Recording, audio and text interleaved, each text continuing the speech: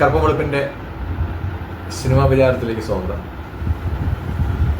ഇന്ന് നമ്മൾ ഒരു പുതിയ സിനിമയുടെ റിവ്യൂ ആണ് കാണിക്കുന്നത്. പ്രിൻസ് ആൻഡ് ഫാമിലിയാണ് നമ്മുടെ ദിലീപിൻ്റെ പുതിയ ചിത്രം. Prince and Family. Prince and Family. Prince and the Family. Prince and the Family.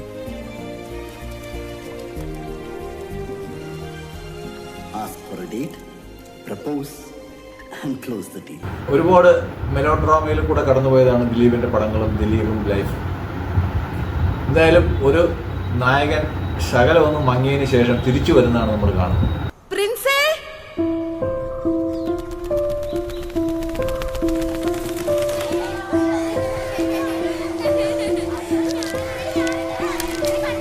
ചെറിയ മങ്ങലുകളൊക്കെ ഇടയ്ക്കുണ്ടായി, പല പ്രശ്നങ്ങൾ. ഒരു ഗ്രഹണം കഴിഞ്ഞിട്ട് ദിലീപ് തിരിച്ചു വരികയാണ്.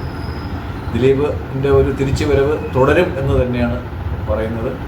ദിലീപിൻ്റെ പഴഞ്ചൻ കോമഡി, ക്ലീഷേ കോമഡികളൊക്കെ മാറി പുതിയ ഇമോഷൻ്റെ കൂടെയുള്ള കോമഡികളാണ് ആഡ് ചെയ്തേക്കുന്നത്.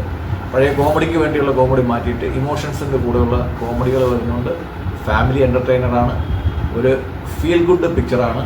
നമുക്ക് എന്തായാലും വലിയ വിജയമായില്ലെങ്കിലും മുടക്കിയ കാശ് തിരിച്ചു കിട്ടും. ദിലീപിൻ്റെ ജനപ്രിയ നായകൻ എന്നുള്ള ആ ടാഗ് അങ്ങനെ തന്നെ തുടരും. പഴയ ദിലീപേട്ടൻ തിരിച്ചു വന്ന്. പക്ഷെ എല്ലാവരും ഒരു തിരിച്ചുവരവിന്റെ കാലമാണല്ലോ. അതുപോലെ ലാലേട്ടനെ പോലെ ദിലീപേട്ടന്റെ നല്ലൊരു സെലക്ഷൻ ആയിരുന്നു.